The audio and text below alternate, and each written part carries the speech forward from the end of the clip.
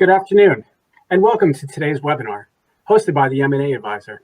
We're delighted you could join us here today. Please submit your questions throughout the presentation by using the question box on your screen. Our presenters will answer as many as possible at the end of today's virtual interactive session. Also, if you have any technical issues, please let us know using that same chat box as well, or simply hit help on the bottom of your screen. And now to introduce today's panelists. First off, we have Amy Capilante Wolf, who's a board member and former Chief Human Resources Officer. Amy is an accomplished human resources professional, executive coach, public speaker with leadership experience from startups to Fortune 500 enterprises. Her expertise focuses on developing high-performance teams and guiding organizations through complex and challenging business transformations, including pre-IPO, rapid growth, mergers and acquisitions, divestitures, and consolidations. Her management roles span high-tech, entertainment, and consumer goods. Amy's specialty areas include business transformation and change management, organizational design and process management, business partnerships, and total rewards. Next, I'd like to introduce Sherry Yoakum, Principal and People Advisory America's Transaction Leader with Ernst & Young. Sherry is Principal leading Ernst & Young's People Transaction practice in the Americas.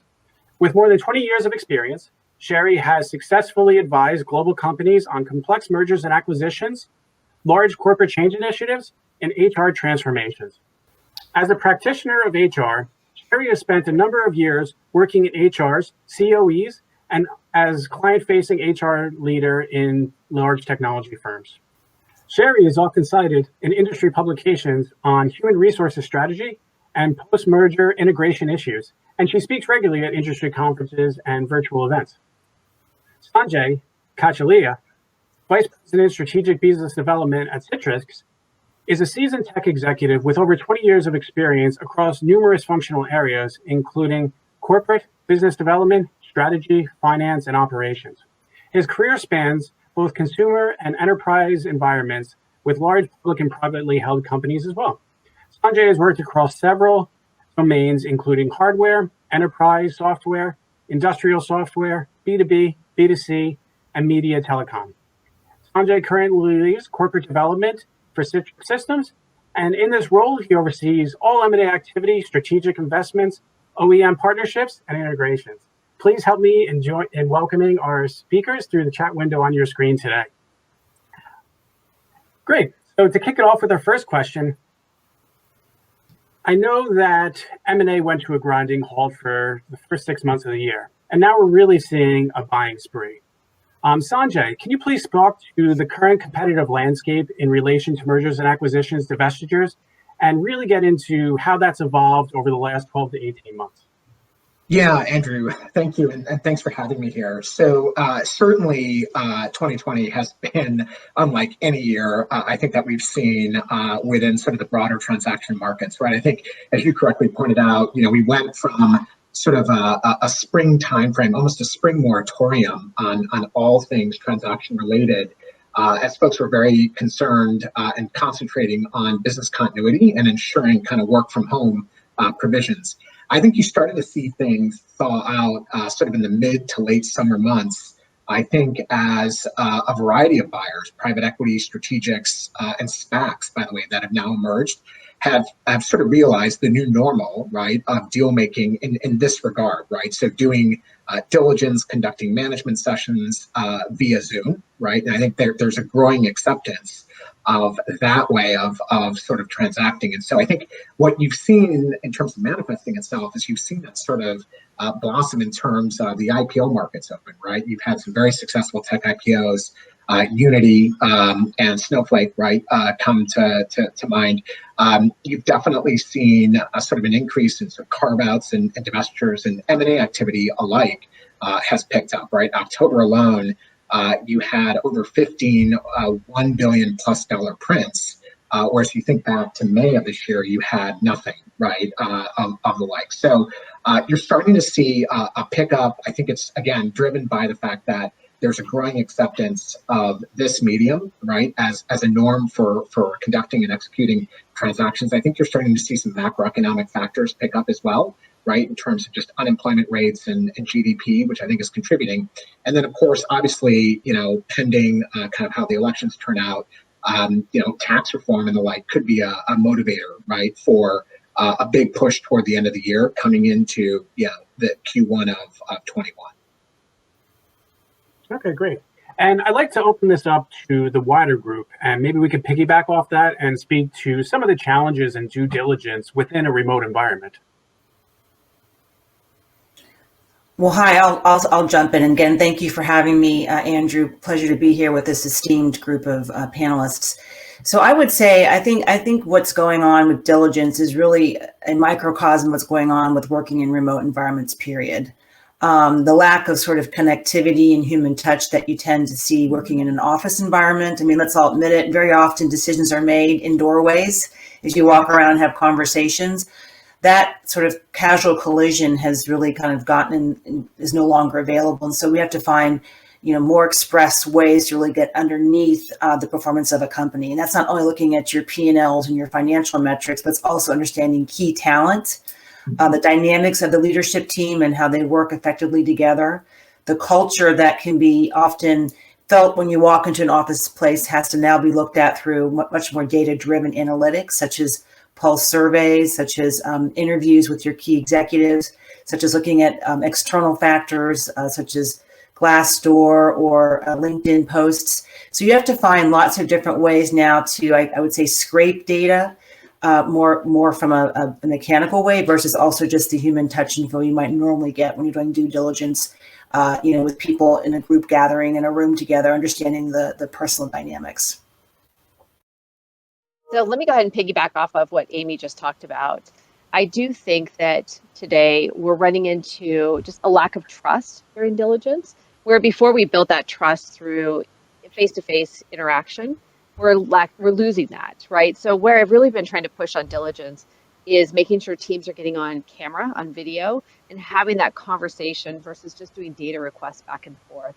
That will shorten the time frame. Otherwise, we're seeing such a longer period in due diligence just because we're, really trying to fill in with data the idea of trust. I think that's a great point. I think Sherry and Amy, I just tag on. I think that's exactly right. In terms of, Zoom and Teams and the like, I think serve their purpose up to a certain point, and then you hit a wall, right? And there is no substitute for that in-person kickoff management meeting. And so we're sort of having to kind of make amends for that, which is challenging, right? In these times, and I think going forward as well. Great. And building off that, Sherry, how do you assess culture beyond what you see on paper? What are the examples of cultural nuances, and can you provide some from recent deals? Yeah, sure. I definitely think that for me, looking at culture during diligence, I sort of have to take a look at it from three lenses. The first is really taking that external view. Amy touched on this earlier. I think for us, it's going out and digging through the web. So web scrape and understanding what is being said, what employees are saying, what is being said about the company, how are they treating employees, what is it like to work there, are they living their values, essentially.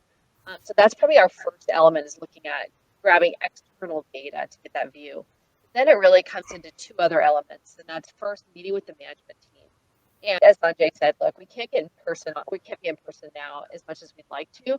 But I really think getting on the phone and spending a lot of one-on-one time, getting to know the leadership team and working with them and understanding their perspective, their views, and what's important to them. So that'll give us an understanding of the organization. And then finally, digging through the artifacts of the company.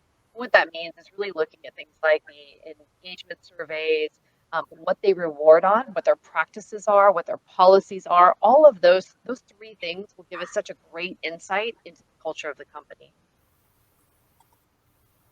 I'd also add, in addition to all those really important sets of data, I'd look at things like the MD&A and the compensation reporting and proxy to understand their pay practices, because very often that gives you insights into what kind of behaviors they incent and what they're disclosing, and whether or not they have some interesting sort of, triple, quadruple Lindy's that they're trying to accomplish with their executive team on incentives that may be abnormal. So those kind of things also feed into the cultural, what values they are reinforcing, what they're not reinforcing.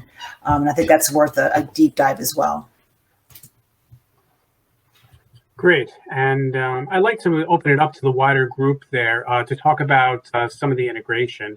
Um, Specifically, how do you integrate in a remote environment? What's changed? Are companies integrating or staying separate from a long period?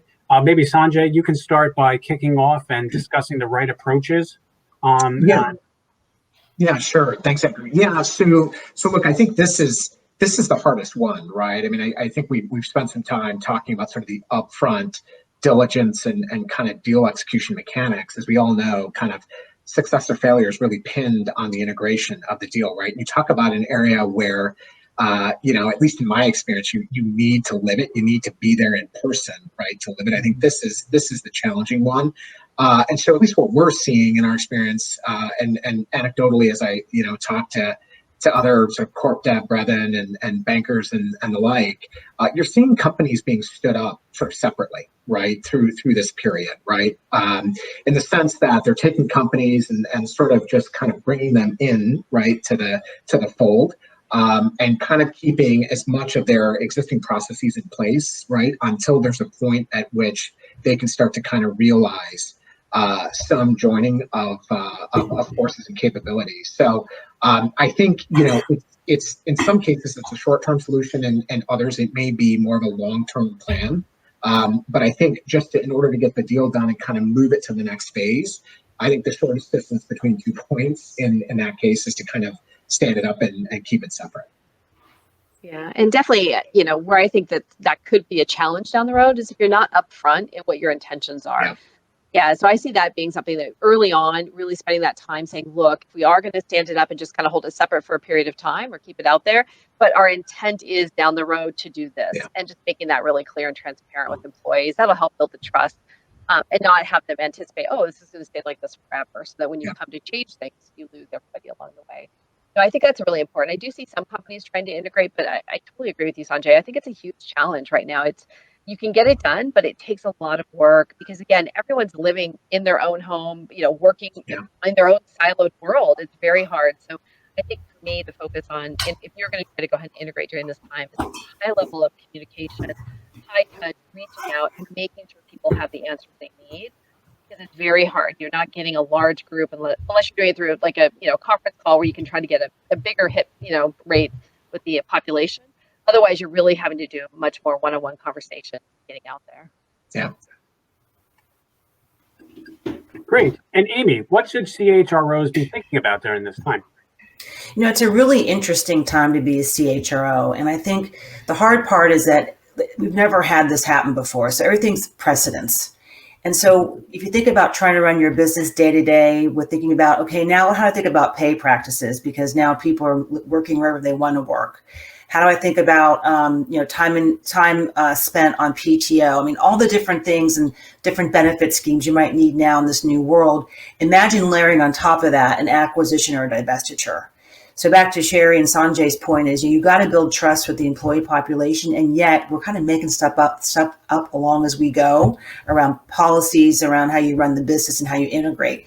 So I think as a head of HR, you have to be in lockstep and perhaps a step ahead to try and project and predict what's going to happen in this new scheme of pandemic or whatever the next thing we have to bear comes across our desks, to understand what are some of the implications and long-term effects of these things. Because if you make decisions midstream and then change them down the path, you're going to erode trust, and you're also going to probably have some retention challenges because people aren't going to want to stick around a place where we're not very clear about what are the decision-making practices, what can I expect as an employee from an employee value proposition, how do I know how I'm going to be measured for performance and paid for performance? So it's a slippery slope. I think a lot of good CHROs are out in front, but I think it's going to be a continuous challenge as you think about more acquisitions or divestitures or things coming down the path, being introduced to the macro environment. Absolutely. And those are some great points. Sherry, I'm interested as we move forward, how do you see this impacting integration? It's interesting because I actually think that, as awful as COVID is, trust me, no doubt there, but it is actually a time when employees now are more open to change than they've ever been. They expect change to be happening all the time. And so you can take full advantage of that kind of openness to change to push forward in integration. work with employees and say, look, here's what's going to happen. Here are the different changes coming up. And I think they're more willing to accept it. You know, it's amazing. I watched one company roll out a new software product, and normally that would take months, and I watched them do it in like a week, right? The speed at which people are willing to accept change now is just amazing. So actually, I think companies could take advantage of this and really push forward on making change faster and getting employees more comfortable with it. So from an integration perspective, this could be a good thing in terms of that change element. But I think, again, the collaborative tools that you deploy with it are going to be very important. You've got to find ways to make sure you're fully connected to the population so they understand what the changes are. And again, always going back to kind of the heart of M&A, which is people have to know first what it means to them. So I always go back to, look, if you want to do anything, you first have to be really clear on what does it mean to them. Do they have a job? What is changing? Does their pay change? I mean, all of these, especially in this very sensitive environment, you have to focus on that first. Then you can actually push forward with things like what's changing about your job, what's changing about the company, and so forth. But I do think you have to still remember the basics that are really key. Absolutely. And Sanjay, are you seeing deals being announced faster relative to any of this? You know, it's. I think the answer is it really depends, right? I think you've seen some M&A activity this year driven by the fact that companies have had a prior relationship, right, with the target, either in the way of a partnership or a strategic investment, which I think has just accelerated the diligence, right? And that they've gotten to know the company, they've courted the company, they've been a board observer, what have you. And so I think that's kind of led to some deals being announced faster, right? Again, both sides just getting comfortable with diligence. I think in a situation where that's not the case, right? You're kind of starting greenfield. I think deals are kind of taking their sort of normal pace, kind of whatever that means, right? But I think the difference, at least from what we're seeing and from the conversations that we're having, is that you're having both sides really focus on sort of a set number of issues that really, really matter, right? In terms of risk allocation, red flags, and the like. And so I think that's been sort of the difference that we've noticed, right, in this sort of COVID period of really taking sort of a laundry list of a diligence request and kind of boiling it down to that discrete set of items that's really going to impact deal value in one direction or another. Okay, great. And I'd like to open this up to the collective group a bit and ask you to take out your crystal balls. We're all wondering, is there a silver lining for deal making post-COVID and what you're seeing around that? Yeah, I'll throw a couple things out there. One thing I've noticed is just how efficient we've become and or had to become, I should say. But when it comes to, like we talked about earlier, just due diligence, getting really more focused on, you just mentioned that's the key, focusing on those higher priority items. And then really kind of pushing forward on integration and trying to move faster in some areas where we can, or holding off and being clear about what we're doing. But I do think the efficiency, because we're having to work through the phone on so much of it, has gotten better. I think the way that we are, the tools and things that we're developing right now have become pretty amazing. And I think some of those going forward, and I'll give an example. So we do a session where we call it the walk the wall. The idea is we prepare for day one, we go through every activity. We've always done this in a large room with a ton of people, and it's a huge event. But we've had to now do this online, and it has been amazing, actually. I think it's a practice that I'd like to continue moving forward, because we are able to connect all parts of the world together over the phone and be very efficient and effective, but leveraging new tools to be able to work together remotely doing this. And so those are some practices I think will continue going forward. Yeah, I'll add in my perspective, and I've worked with Sherry in the past, and the Walk the Walls is an amazingly productive cross-collaboration, cross-organizational exercise to make certain you're understanding downstream and upstream impacts. And so I'm heartened to hear that we can still do that, maybe in a less monolithic way and more in an agile as you need way. I would say, as predicting what's happening in 2021, and of course, I don't have a crystal ball. We have to see how the elections ultimately play out. But I anticipate there's going to be a lot of winners and losers based on their business models and how those business models have either been impacted positively or negatively because of COVID. So if you're on a communications platform, if you're on something that people actually need to be doing their work from a business process perspective, you're probably going to see some consolidation and roll-ups in that space, because there's some who've really accelerated there and others that haven't. I think, too, you might see some PE firms that have been invested in firms long term. Some they want to go spin or IPO those firms, and I think some of those are going to start to hit in Q1 and Q2. And you just might see some consolidation within some of the spaces, such as I come out of cybersecurity, and I still see there's lots of roll up happening there. There's a lot of ankle biters that have real, install base around a particular technology, but if you're looking for someone to do the end to end, there's an opportunity to consolidate and bring all that together. So I think, as crazy as 2020 was, I think 2021 is going to be even more interesting based off of the political outlook and the economic outlook. But I do think there's an opportunity for more rapid M&A or consolidations happening in the market. Yeah, and I tag on and echo Sherry and Amy's sentiments. I think 2021. Of course, I'm the corp dev guy here, so I've got to be bullish on M&A sentiments.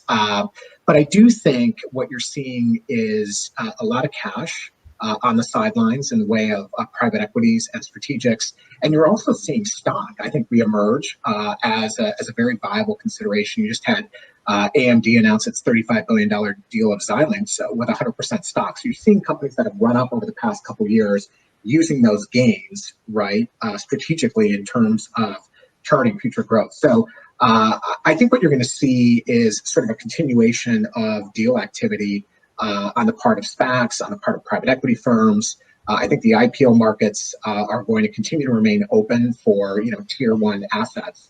And then I think you're going to have some strategics, some of the larger strategics that have been sort of sitting on the sidelines for the last year, 18 months, maybe replotting their game boards in terms of the way they want to go to market, execute blockbuster deals. So I think you'll start to see kind of, a few AMD Xilinx-like deals come into the fray in 2021, of course, pending macroeconomic climate, the results of the election, and the like.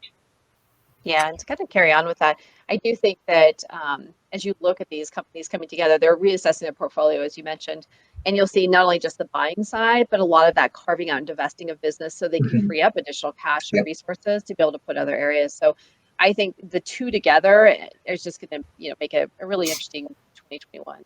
Yep.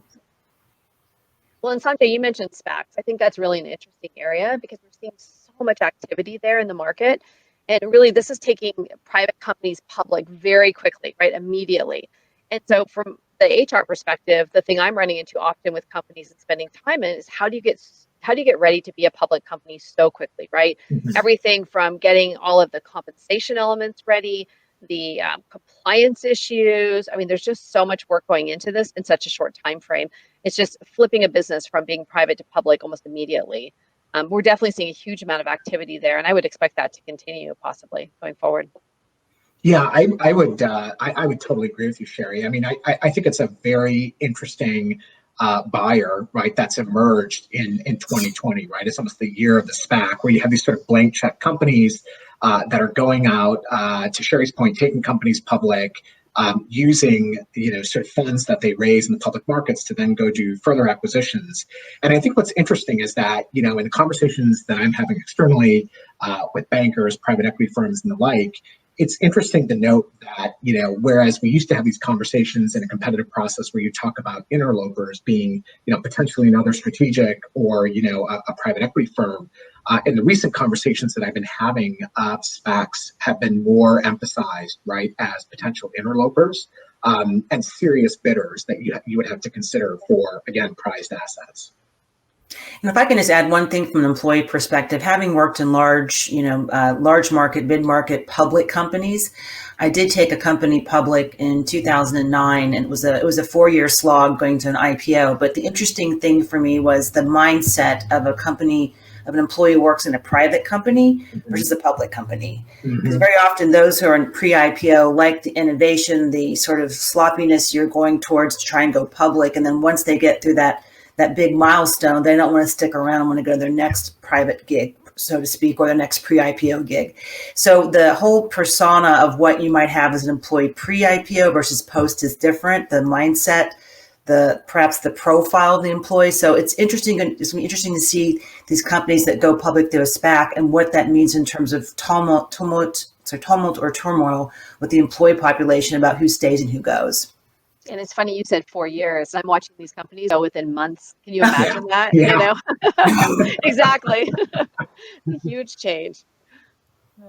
Okay, great. So we're going to be moving on to our question and answer segment. We have a great list of questions that we're really excited to run through. But again, if you have not submitted a question and wish to do so, please do so now. Great. And for our first question, can you please share your experiences with workforce economics, impacts, and levers? And we could kick things off with either Sherry or Amy. Sure, I'll go ahead and start a little bit and then hand it over to Amy. Can you hear me okay? Sorry, I know I'm going in and out here a little bit. Yeah, I think that a lot of companies really already started using their levers for their kind of early stage, looking at how to cut costs. So I think right after COVID, you saw that first wave of furloughs and restructuring. And now companies are really getting that stage to look at, okay, do we do something bigger, either carve out, divest, as we discussed earlier, or just general layoffs as they're acquiring companies. So I think there's a number of factors I see companies, kind of number of levers I see companies pulling because of the workforce economics right now, mostly around restructuring and furloughs. But those are really starting to stop a bit. I think with Pfizer coming out recently, that's actually such a big change. I think there's sort of hope now, light at the end of the tunnel, and we actually maybe see a timeline where we're going to see changes. So it'll be interesting to see how this impacts the next few months in terms of what companies decide to do. Thanks for that, Sherry. I'd also add a different flavor too. Is I sit on a couple of private boards, and we've been having discussions around the short-term incentive plans that you are going through as part of your fiscal year. And a lot of these companies are giving grace. They're looking at the performance of the company and realizing some of these targets that they were hoping to hit probably aren't going to be attained because of COVID. So as opposed to being brutal around thresholds, around bonus performance, they're giving them some grace to maybe be able to earn some of that by lowering the thresholds. And sometimes you have to do a little bit of self-funding around that. But I think as you think about what's happening in the business right now, I think some of the companies want to look at retention beyond this COVID challenge that we face ourselves. So I'm excited to see that, because it's so easy to go down the other path of, hey, we're all going to suffer from COVID, but you got to try to find a way to kind of shore up some of the employees. So that's a different lever. That's more of a cost additive lever, but I think it's something that a lot of companies are thinking about right now. I agree. Okay, great. And can the group also share what constitutes the new normal for the employee experience during the deal? Maybe explain some of the examples or best practices. Yeah, actually, I've had good feedback on this. We've talked a lot. I just did a forum with a large group of folks in Silicon Valley talking about the employee experience that they've set up for employees. And everyone has really adopted a number of new tools to make it much more collaborative and interactive. And that's really, I think, kind of lifting the overall game as we go forward. I'm assuming we'll take many of these same practices into future deals, but really finding ways to make it more engaging and interesting when we do our day one activities, when we are communicating with employees, getting away from just email communication, using tools like Slack and others to make that more interactive feedback, even able to now watch employee sentiment through tools like Slack and others. So you can actually watch the tone of the workforce over time to understand if the morale is going down or kind of lifting up. So there's a number of things I think that's forced us to really look at the way we're doing business. And I think we'll actually be better in the long run and will be adopted as the new norm. Yeah, I would just add, Sherry, you bring up several good points. I think, look, in terms of sort of the new normal, I think you're kind of looking at it and experiencing it firsthand, right? I mean, this is the way I think a fair number of deals are going to get done. I think with the flurry of activity that we've had, right, over the last 90 to 120 days, I think deal makers are coming together alike and realizing that it is possible to execute transactions in sort of this virtual environment. I also think what becomes interesting, though, is that sort of day one experience, post the deal being announced, post the deal closing, where typically you're on site. It's a big sort of event, right, for an acquired company, and now with workforces getting distributed, right, and kind of remote work becoming part of the new norm, you wonder how some of those day one activities are going to have some of the same impact that they had pre-COVID. Yeah, it's interesting because I think it's really a generational issue as well, right? So what we're still trying to do is we're taking, honestly, probably most of our generation here on the phone, our generation, and applying it to this new environment, right? Trying to make it work.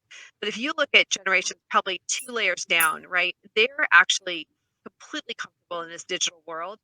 They interact seamlessly. If you watch, just a good example, if you watch kids on gaming, right? The level of interaction, the never a need to be in person. So a lot of what we're learning now is really what is going to be applied in the future. And we have to instead quit applying what we've always done and applying it to that virtual world, actually just rethink what we're doing. So I do think we're just seeing the very early stage of what's to come in the future. It's just moving much faster than we've ever imagined, being forced into this environment under the pandemic. I think it's interesting. I think as we go forward, you'll have a reduced need to travel on site, be in person for these day one Mhm. activities.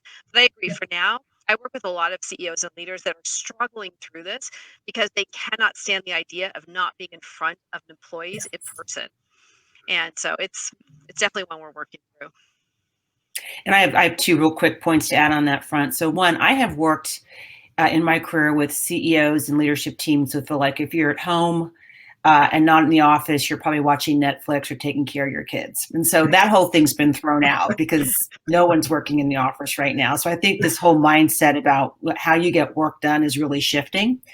And then two, I think in addition to using the technology around Slack, I also think companies are going to get better in general around onboarding. Like some of the companies I work for, we're not investing in like something like a DocuSign or some way to push information before day one the employee begins to make their whole paperwork, their whole sort of orientation super easy. And it became very manual. Everything from as tactical as I-9s, things that we just take for granted that you just do when someone comes into the office. So I think there's going to be, and I'm not giving any sort of financial forecast. I do not serve on any of these advisory boards or boards, but I think companies that have ways to expedite the process of onboarding are going to get a lot of good business because you don't have someone sitting in the office waiting to sign people's documents any longer. I know that sounds antiquated, but it still exists. Exactly. Agree. Yeah.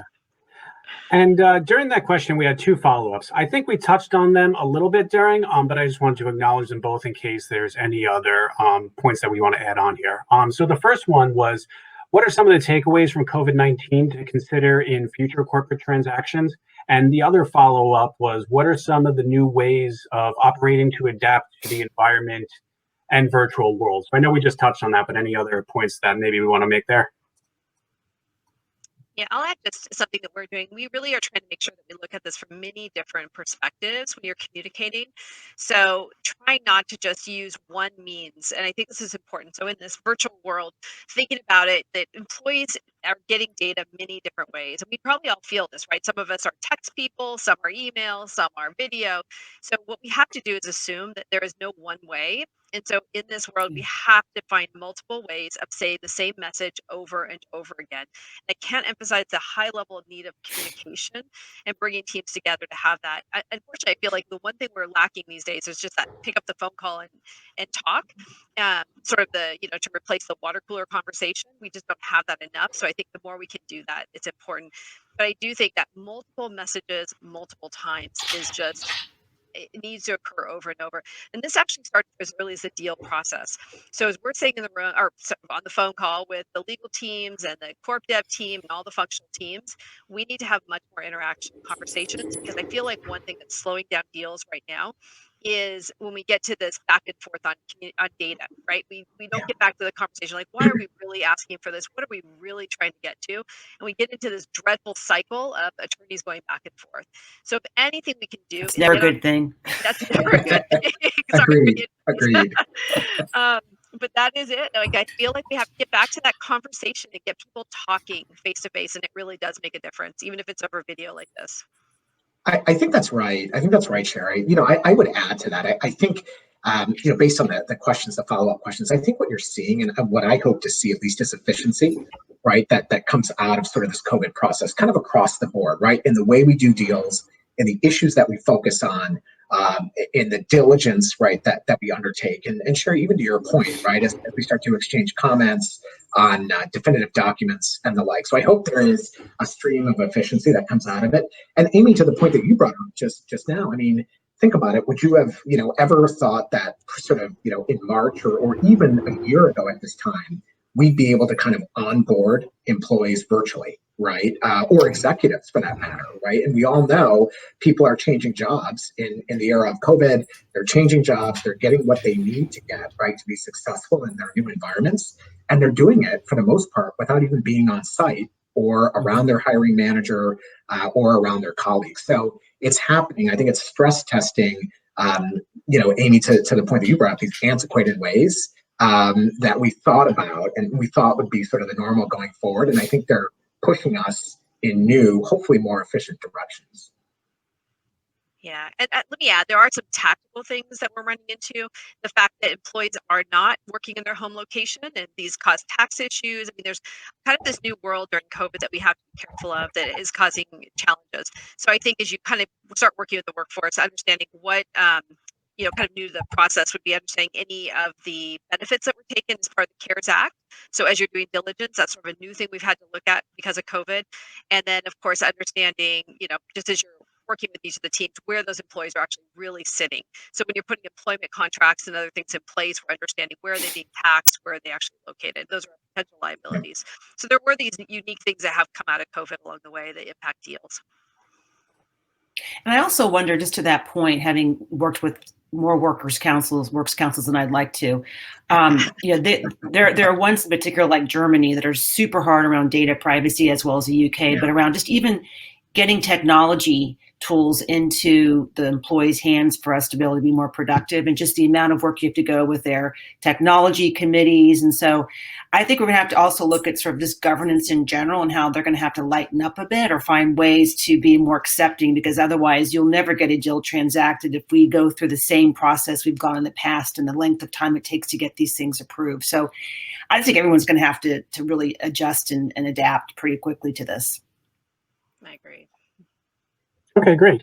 We're going to be moving on to the final question that we have in our queue here. So if any of our attendees have any other questions, please do enter that in the chat window now. And our final question currently is, can you tell us what about the primary challenges that affect human capital during COVID and give an example of what you have seen? So I think, again, curtailing off that and any additional points we'd like to raise here.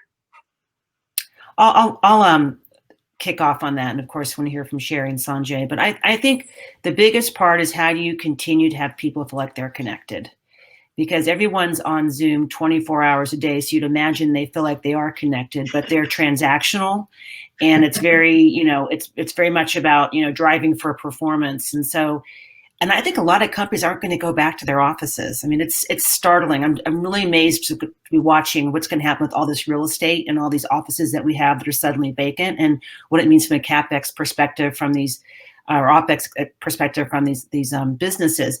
But I think the hardest thing is going to be, how do you make certain people are feeling included, that they are a part of a larger fabric? And back to Sherry's points, lots of communication, lots of alignment. And the market moves so fast, you got to find a way to connect the employee fast enough so they can get realigned to what their priorities are as things shift and change every day. So I think it's an employee engagement story and a strategy alignment story. I think that it's really going to make this challenging.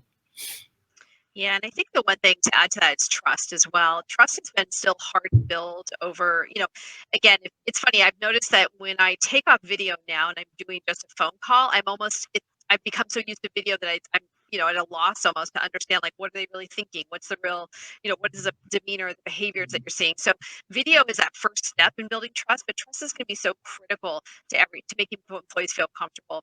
I would expect still, but we're going to continue to see restructuring and layoffs, which is going to erode the trust even further. So as these deals come about, everything that we can do to build trust in the workforce, and I always try to focus on their leadership team because they trust their current leaders to try to drive those activities and that communication to make employees feel comfortable. So I do think that's a big one going forward, is the trust. Agree. Yeah. I think candidly, that's the biggest challenge in my day-to-day that I'm facing right now, right? Is in the past, sharing Amy's points, I think trust is one of the most important thing, if not the most important thing when you're courting. And the ability to do that in person as you're breaking bread, what have you, sort of the old school way, if you will, that wasn't so old school about 8 months ago, is something that has been lost, right, in the ensuing months. And so I found that to be the most challenging thing is how do you build trust over Zoom on a phone call? It's incredibly challenging. And while we're starting to see life, at least here in the Bay Area, people getting out and starting to meet, it's very mixed, right? And for every sort of exec or banker or VC or what have you that is comfortable, there are equal numbers of people that are not yet comfortable, right? So I think that is going to be a challenge going forward with the balance of this year and certainly into 2021. Yeah, and I would probably add one thing to that also. You mentioned trust and the things that are coming up in this remote environment. Let me just add, I also am curious to see how companies handle the concerns that employees express when they don't want to come back to the office. Yeah. So they've been able to do a job very effectively somewhere else. And why? What's going to force them to come back? And how do you decide? How do you force employees to do that, right? So there's going to be this really interesting trend where people have gotten very used to working from home or having this huge amount of flexibility that now as we kind of pull it back into the office or even think about going back to like an 8 to 5, right? Because many of us have been working these, whenever you're working, right? Kind of whatever time zone's needed to get work done. So I think that'll be interesting as well as we kind of pull back. Great. Well, that's all the questions that we have for today. For any of our attendees viewing this webinar through the on-demand, if you have any questions, you can reply to the email you got with the login instructions, and we'll forward that down for you. But thanks again to our speakers, Amy, Sherry, and Sanjay, for taking the time to present our session today, as well as all of our sponsors for making all of this possible. We hope you found today's session informative and look forward to seeing you at the next webinar hosted by the M&A Advisor. Have a great day, everybody. Thank you. Bye, everybody. Thanks. Bye-bye. Thank you.